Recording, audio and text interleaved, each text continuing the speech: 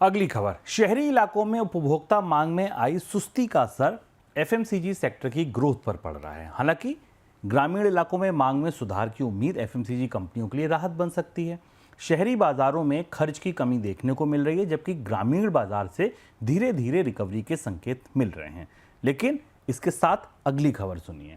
ग्रामीण भारत में रोजगार और आर्थिक स्थिति को लेकर एक नया ट्रेंड सामने आया। मनरेगा के तहत रोजगार की मांग में बढ़ोतरी हुई है, जो ये बता रहा है कि ग्रामीण क्षेत्रों में आर्थिक अस्थिरता के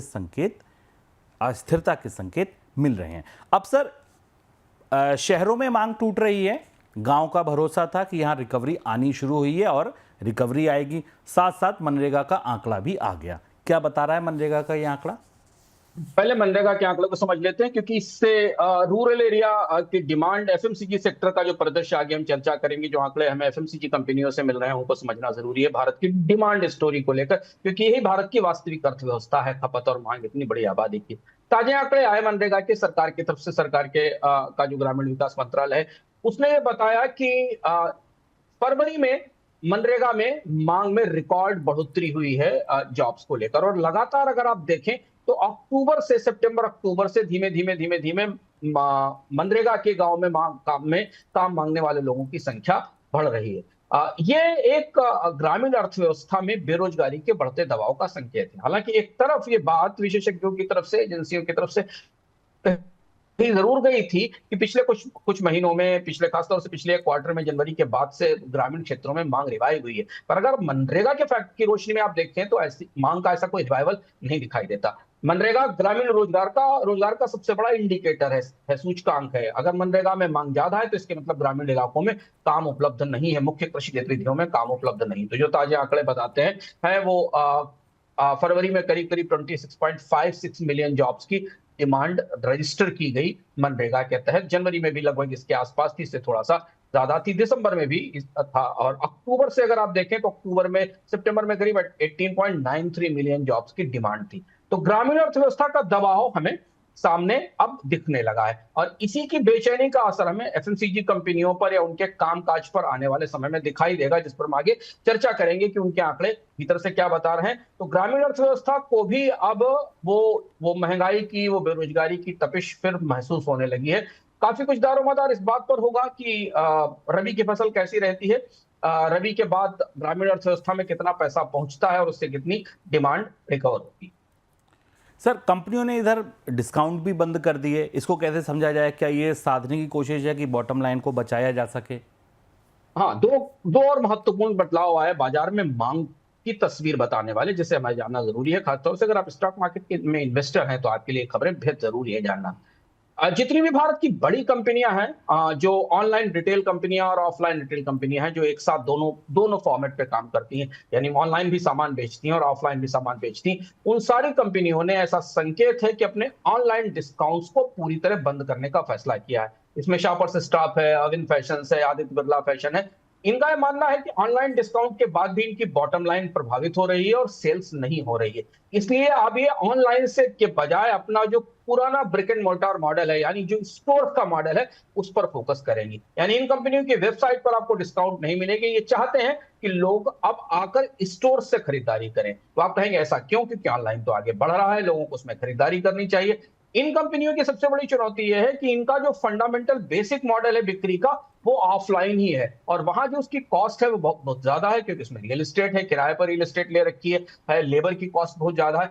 उसको सस्टेन कराने के लायक, उसे चलाने के लायक, उसे सक्षम बनाने के लायक मांग नहीं आ रही है। तो कंपनियां अपनी बैलेंस शीट ठीक करने के लिए अब ऑनलाइन डिस्काउंट में कटौती करने जा रही हैं। अगर आप किसी रिटेल चेन से, जिसका कि स्टोर है, उससे कोई सामान खरीदना चाहते हैं तो कंपनियां ये चाहेंगी कि वो आकर आप उनकी स्टोर से ही खरीदें।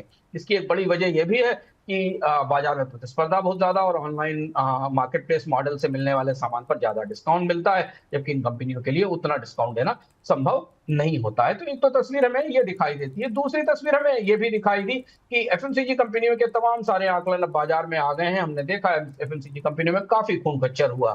फिलहाल के महीनों में स्टॉक मार्केट में तेज गिरावट हुई। एफएमसीजी जो डिफेंसिव माना जाता था, उसमें तेज गिरावट हुई। अब जो आंकड़े में मिल रहे हैं उसके हिसाब से माना जा रहा है कि अगली एक तिमाही भी एफएमसीजी कंपनियों के लिए अच्छी नहीं रहने वाली है। उनके मार्जिन्स पर प्रेशर रहेंगे। शॉर्ट टर्म में एफएमसीजी का जो आउटलुक है वो अच्छा नहीं है। उनके रेवेन्यू की ग्रोथ रेट तो ठीक दिख रही है, 13% के आसपास, पर प्रॉफिट की ग्रोथ रेट लगातार गिरावट पर है। नेट प्रॉफिट की ग्रोथ तीसरे क्वार्टर में लगातार गिरी है, जो कि 7.5% है, जिससे पहले 15% के आसपास थी। तो कुल जो मांग का पूरा परिदृश्य है वो स्टॉक मार्केट में भी लोगों के निवेश को प्रभावित कर रहा है, और इसलिए एफएमसीजी स्टॉक्स में हम बिकवाली देख रहे हैं। उनमें कोई तेज या बड़ी खरीद आती नहीं देख रहे हैं। आमतौर पर एफएमसीजी स्टॉक्स की में को बाजार की उठापटक से सुरक्षित माना जाता है, क्योंकि वो खपत पर आधारित स्टॉक्स होते हैं, पर वहां भी मांग का असर हमें दिखता है।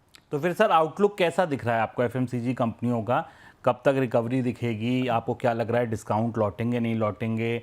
अब ये जो शादियों का सीजन आगे आ रहा है, इससे क्या कुछ सहारा मिलेगा? अगर ये सारे संकेत आप एक जगह रख लीजिए तो एफएमसीजी कंपनियों का आउटलुक आपको भविष्य में कैसा दिख रहा है?